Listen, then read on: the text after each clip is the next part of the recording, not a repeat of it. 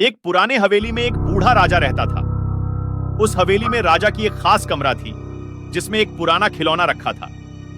राजा के यहाँ के लोग कहते थे कि उस खिलौने में एक भूत बसा है। एक रात एक बच्चा उस खिलौने को छेड़ता है और भूत को उसके शब्द सुनाई देते हैं।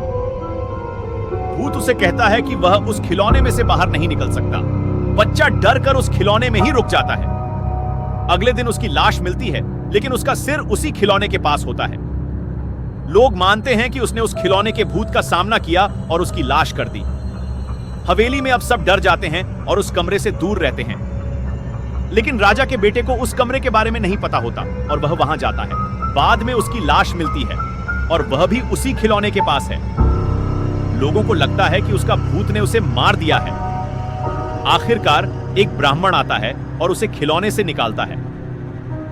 उसे पता चलता है कि खिलौने में छिपे हुए खिलौने के एक सुरंग से अगले कमरे में जाता है और वहां से वापस नहीं आता। खिलौने को तोड़कर सुरंग को खोलने पर उसे पता चलता है कि खिलौने का भूत वास्तव में एक छोटी सी गड़बड़ी थी जिससे खिलौने में फंसा हुआ था।